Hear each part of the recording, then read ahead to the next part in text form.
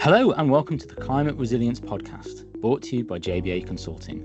I'm Phil Emonson, and in this podcast series we unpick some of the complexities, challenges and opportunities on the topic of climate resilience with some inspirational thought leaders.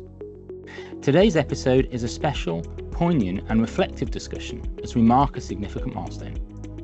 It's now 20 years since Hurricane Katrina devastated the Gulf Coast, and in particular the city of New Orleans. 1,392 people lost their lives, and it caused an estimated $125 billion of damage. Katrina wasn't just a storm, it was a wake-up call that reshaped how we think about climate resilience, urban planning, and social equity. Joining me today is Mannan Donoghoe, Fellow at the Brookings Institution in their Centre for Community Uplift. His work focuses on climate resilience, disaster risk reduction, climate finance, and environmental justice. And his work has helped to illuminate the long-term impacts of Katrina and the lessons we need to carry forward. The Brookings Institution is a leading non-partisan think tank whose aim is to conduct in-depth research to improve policy and governance at local, national and global levels.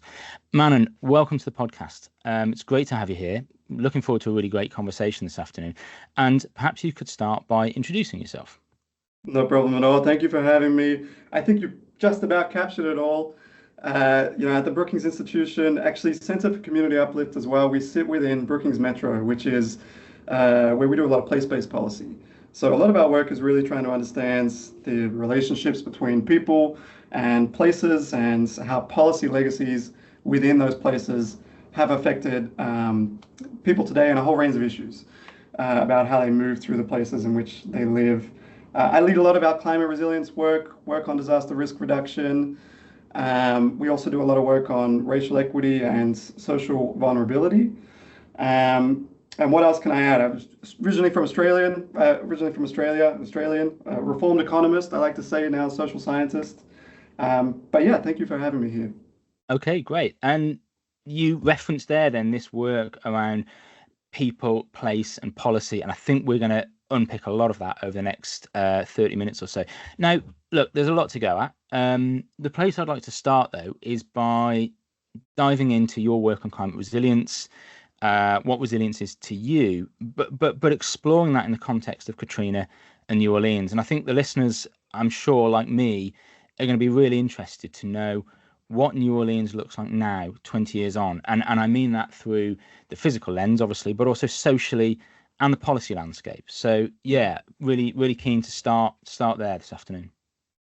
Yeah, absolutely. I start by saying that New Orleans has made a lot of progress. It's been 20 years. It's been a long time. And looking at data across the metropolitan area in a whole range of indicators, we tried to capture a whole range of physical variables, but also social data as well, like on job markets, like on economic growth, like on economic diversity for the region. And there's definitely a lot of bright spots. The economy of New Orleans has diversified. There's more and different industries. We see higher rates of entrepreneurialism, high rates of startup. There's been improvements in secondary education, improvements in internet access. And we also find, in particular, a strong connection to place. People who are born in New Orleans want to stay in their community and contribute to making it better. That said, in terms of thinking about resilience, which is more than just recovery, right? Which is trying to think about how ready New Orleans is for other major events, other big disasters at the level of Hurricane Katrina. There are still some challenges, particularly around the economy, particularly around wealth. There's still high rates of poverty, for example, in the city, high rates of wealth inequality, particularly along lines of race. And we still see lower rates of home insurance, especially flood insurance, and things like home fortification, making sure housing in New Orleans is built to sustain high winds and the like. Yeah, okay. So a lot there that you've actually sort of introduced quite early on in terms of the concepts of resilience, that it is this, I suppose, cross and multi-sectoral thing that we've explored on other episodes of the podcast. It isn't just about being protected and being prepared or recovering, that it spans into economy, wealth, things like home insurance, preparedness, employment. There's an area of that which I think you sort of touched on, which is this thing of, I suppose, environmental justice, Hmm. which I know is something that you're particularly an advocate for. Can you tell us about the role then that environmental justice has played in shaping New Orleans post Katrina? Yeah, we, Yeah. I'm sure that most of the folks, who've heard of New Orleans have kind of an image of Louisiana in their head.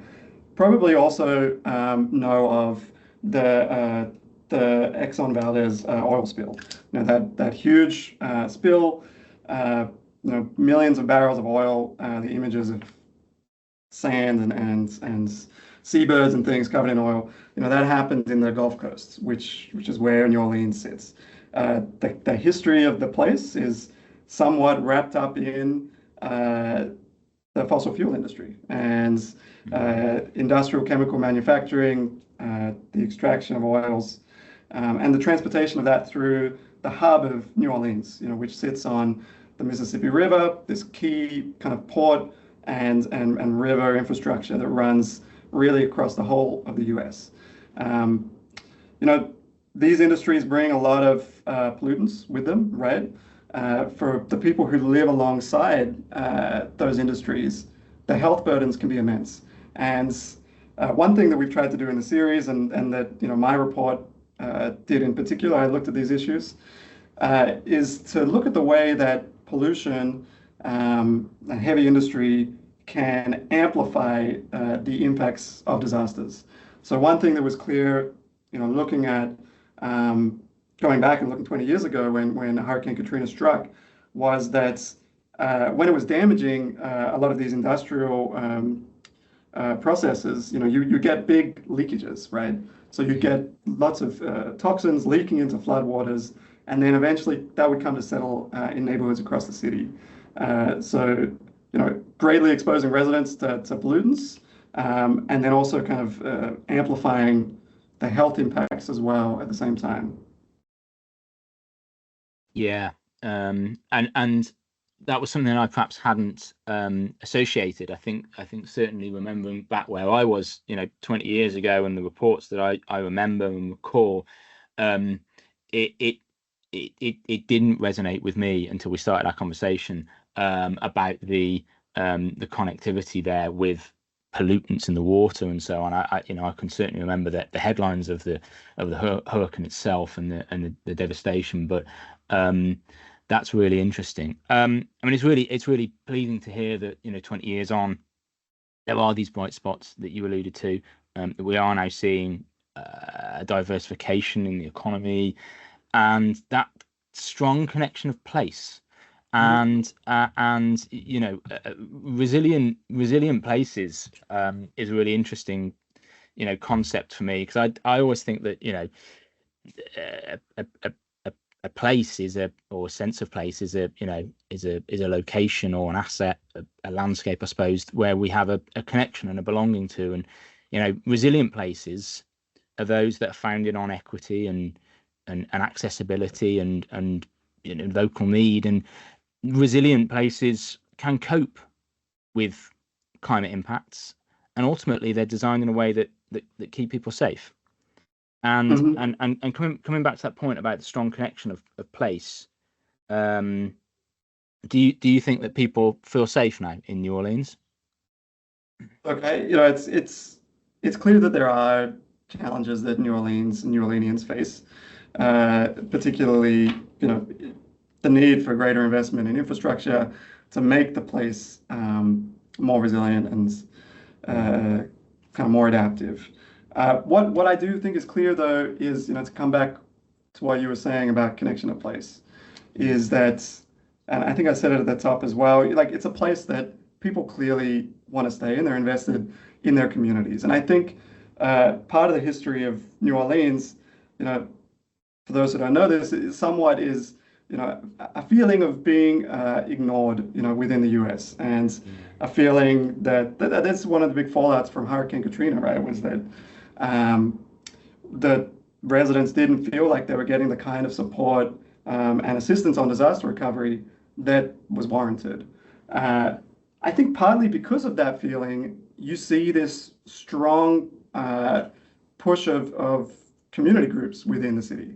There's, kind of in lieu of a strong state, providing all the necessary social services, you've got instead these strong community groups. I think, if I remember correctly, the nativity rate, which is the amount of people who are born in New Orleans who live in New Orleans today, is 71%, which is very high and much higher than the US average. So, there's something about that place that's the people who are from there want to hold on to and want to make better through how they engage with their communities. And that's a part of resilience. When there is a disaster that strikes, then you've got these communities to fall back on and to kind of be a bit of a fail-safe for you and to help you back on your feet. Yeah, I love that. I think that's really super, and it's it all comes back to that whole sense of place and resilient places, resilient communities. Moving on a little bit, you and I had a chat earlier in the week, actually, as we were sort of planning this episode, and you were talking to me about one of the outputs from the project that you've been working on, which is looking at metrics for resilience in New Orleans. Now, having an understanding of resilience is one thing, right? But having metrics and indicators so that we can measure over time changing levels of resilience and thereby have confidence in our investment decisions and our policy objectives, well, that's something else. So I'm keen to discuss the metrics and indicators. Yeah, of course. Resilience is a complex thing to measure. It's not the same as measuring loss and damages, in dollar values after a disaster strikes. Resilience is a more complex concept than that and involves a greater array of different kind of factors. So, for our report, we had kind of four main areas that we looked at, each having 5 or so different data points. So we looked at a high level housing and infrastructure. How effective is our infrastructure as a weathering disasters? Economy and workforce. So that's things like the number of jobs, economic diversification. Then we had data on wealth. So that's things like rates of home ownership, household income. And then we also looked at people, and that gets to the point we were just talking about. That's where we look at the kind of density of community groups and how those community groups function. Yeah, and so then beneath those categories, you had different indicators, different metrics that were giving you data sets that you could explore. What have the metrics told you then? What have you learned? I mean, I think one of the big takeaways is coming back to the conversation on resilience and how to capture resilience through metrics is it's somewhat of an imperfect science. You're ultimately trying to understand how a region, or place, or people recover, not just back to where they were before, but also to a place in which they're more flexible, more adaptive, and ultimately where disaster risks are reduced permanently. And trying to get at that data, you don't always have what you need. And I think the data on community organizations is a good kind of good proxy to understand what I'm talking about. So, ultimately would love to have a measure of like how engaged people are, like how many people are actually going to the community meetings and how many people are actually actively engaged in community and benefit from that. What variable to use for that? Instead, what we could look at is the number of memberships, how many people are members of different organizations, and then also numbers on just how many different organizations exist, the density of civic organizations within particular neighborhoods. So they're imperfect metrics, but together those two things and a bunch of other variables, they start to build up this picture of overall resilience. Yeah. And that is one of the challenges, isn't it, with trying to measure resilience? Because, as we said earlier, it is by its nature cost and multi-sectoral, and It spans everything from the local, the hyper local, the street level, right up to regional districts and national. So you've got this intersect and this interplay of different data sets, and having that availability of data spanning those spectrums from hyper local right up to sort of district level is a real challenge. And that's, we've been involved in projects in JBA over here in the UK, looking at developing indicators for resilience and doing some work in-house as well on that. And yeah, it's a challenge. It's a really interesting one. What's the future of your metrics for resilience? How are you going to sort of use the results? How are you going to keep evaluating and monitoring this over time? So this New Orleans project, just to talk about that for a second, is actually I think it's the third or maybe even the fourth, it kind of predates my time at Brookings, iteration where we've looked at indicators of resilience within the metro area. So, colleagues of mine did an evaluation at 5 years on, at 10 years on, now we're at 20. And this is probably the last report that we put out looking just at New Orleans. But, the next kind of vision for this work too is extended outwards across the US. Right. New Orleans is not the only place within the US that faces these kinds of risks, right? It's not the only coastal city that face hurricane and flooding risks and sea level rise. And we'd like to take New Orleans as kind of a case study and apply the approach that we took to figuring out what metrics are important to look at, how we can, what data do we have access in different places, and how can we start to analyze that data, and then go and apply that to different cities and neighborhoods across the US to start to build a more national picture of resilience. And I'll say in the US, there's not necessarily always good national metrics. I think the US has done a better job of capturing some of the physical impacts of extreme weather and disasters, but less the social and economic amplifiers of those events. Yeah. The benefit of extending out from New Orleans to other cities and districts across the US, I suppose, then is that you could start to see the impacts of certain funding streams and grant initiatives or political decisions, regional decision making. If you've got those consistent data sets and consistent metrics that you're applying, I think that's really interesting, actually. And I'm involved in a project over here where at a much sort of smaller level, there is or somewhat local level, I suppose, there is a PhD student developing a set of indicators for measuring community resilience.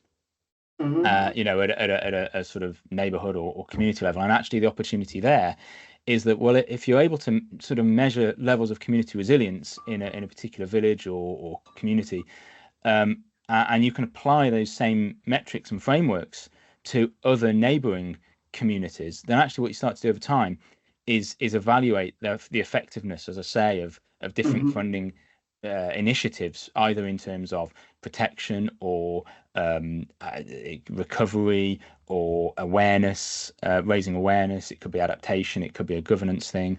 So then you can start to see the impact of those and ultimately then better inform future funding and in finance and funding and investment decision making. So I think there's so much to be had from developing metrics, and I wish you well with rolling it out. I think it's it's a fascinating topic. Probably one for another podcast, to be honest. Me and you could get back together and that's right.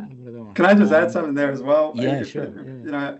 I think that's somewhat where the frontier, well, at least for me, I can't speak for others, but where the frontier is with this work on trying to understand resilience is back to that scale question of, I think we have had initiatives over the last 20 years that have tried to understand resilience at like a national level, comparing country to country.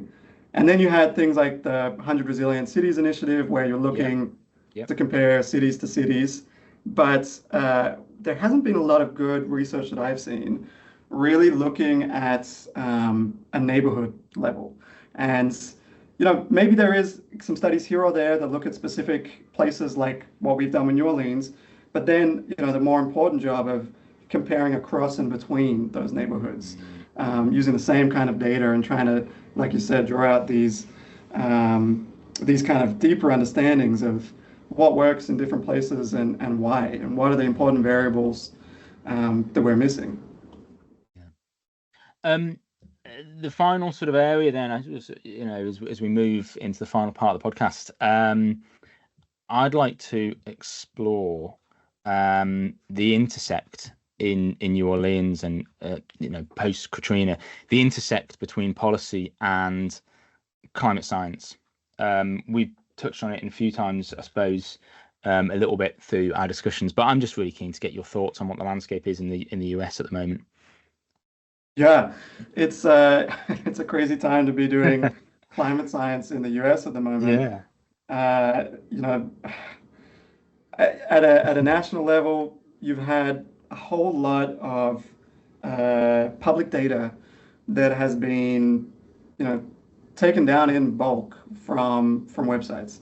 As a researcher, it's now harder for me to access really kind of basic data on what are the changing risks of climate and how does that differ from one place to another. Now, like thankfully, there's been a lot of community organizations and research institutions, places like Harvard actually, that have archived a lot of this data. So, I can still access it. But nevertheless, for your average person, average member of the public, a lot of that stuff is being taken down. And, more broadly, you're also seeing substantial funding streams that were relied on by places like New Orleans also having the legs cut out from under them. So, the US had something called the BRICS program, which is basically provided community or city level funding to invest in resilience projects. So, it could be a physical project, it could be something like helping to retrofit homes, and that funding stream has been stopped. So, these were federal opportunities for communities to bolster and make sure that they're ready for increasing climate and disaster impacts, and now they've been taken away. So it's a challenging time, I think, for a lot of places that are facing these threats, and then a lot of people like me who are doing research to try to understand them. Yeah. What just struck me there actually. So climate science data is so important for storytelling, isn't it? So at a most basic level, at JBA we use and we interpret and we analyze and we create climate data, be that on risks of flooding, inland, surface water, coastal risk, and that allows us to create a story, to create a narrative, one that we, with our partners and with clients, and those that we collaborate with, we can then relate and take that story to members of the public. And so I think the richness and the availability of climate data is so important, isn't it, for that whole storytelling piece. And I suppose interested in what the sort of the situation is in the US at the moment, because over here in the UK we've got a sort of national resilience action plan that talks about whole society resilience. And what that's saying is, yes, there are national agencies, national bodies, and local agencies and the emergency services who are there to protect you and help manage risk. But actually, we've all got a role to play, whether that's in protecting our property, looking out for our neighbour, or just using the supercomputer that we've got in our pocket that's called a smartphone with some weather apps on it that can give us little bit of advanced warning. So it is all about creating and supporting people to be resilient. And actually most people have got some degree of resilience. So I'm just quite interested in what how that situation compares to, the landscape in the US at the moment. Yeah, I'd say, to start kind of at a high level, step back a little bit, the UK has definitely been more successful than the US, seems to me anyway, at making sure that there's a bipartisan position on certainly bolstering climate resilience and getting ready for that, but even things like addressing disaster impacts. So, the last time I looked at the statistic, the Pew, which is another think tank in the US, they publish a lot of polling data. And the last time I saw the stat, I think it was 54% of Americans on average think that climate change is a threat worth addressing, 54%. And I think it's been that number for about 10 years. It's highly partisan. The number is much, much higher for Democrat voters and much lower for Republican voters. But it's hovered around that 54%. So more than average, but more than it's the majority, but it's not an overwhelming majority. Yet, if you ask people, have you been impacted by extreme weather in the last 3 to 5 years? Something like 75% of people say, yes, I have. I have been impacted by extreme weather. So, I think there's been this disconnect in the US to make that linkage. And instead of talking about disasters as something that just happen, so they're instead something that we can prepare for, something that's being amplified by climate impacts, and something that can be addressed through policy change and structural change. And I think this is something that Biden-Harris administration, prior to the Trump administration, was on the cusp of doing. So they put out something called the National Resilience Framework. Now that wasn't a actionable document. It didn't really have teeth. It wasn't policy change, but it set up it was a signal to indicate to Congresspeople, to the American public, hey, resilience is important, and we're going to start thinking about it in a structural way using the tools of government. Now that the Trump administration has come in and there's this kind of ideological bent against climate action and adaptation, a lot of those the programs that were in the works, including that resilience framework, have been thrown out the window. So it's a much more difficult environment. And again, to come back to contrast to the UK, instead of that government coming in and saying, okay, we agree with the same basic principles. We need to make sure communities are ready for climate impacts, that they are resilient to those impacts. Instead of starting with that basic premise and then figuring out what's the way to get there, the Trump administration has come in and said, no, anything with climate in it, anything with resilience in it, we don't need that anymore. We're not doing that. And a lot of things have been thrown out the window that could have been really great bipartisan initiatives. Yeah. And actually, if you take the word climate out of this conversation, actually what we're talking about is places and people that want to be, prosperous, that want to have social cohesion and strong social networks and support vulnerable people and are founded on equity. And across the political divide, surely that's something that all good people can agree on. So look, we've nearly reached the end of our conversation. I'd like to really congratulate you on the work you're doing to commemorate and mark and reflect the 20th anniversary of Katrina. And thank you for the conversation this afternoon. I think it's been fantastic. But final thought, it really is just where can listeners find out more about your program of works around the anniversary of Katrina? So if you just go to the Brookings Institution website, just put it into Google, it'll pop straight up, and it should be on the homepage there. And you can find a collection of the reports, a whole bunch of data on New Orleans, and then a whole bunch of kind of in-depth policy analysis on a bunch of different topics that we've talked about today. Fantastic. Yeah, we will do that. Thank you, Mannan, for coming on the podcast. It's been a great conversation. And so we've reached the end of our time today. As always, if you've enjoyed listening, then please hit the subscribe button so you're ready for the next episode in a few weeks' time. Till then, thanks for joining us. I'm Phil Emonson, and you've been listening to the Climate Resilience Podcast, brought to you by JBA Consulting.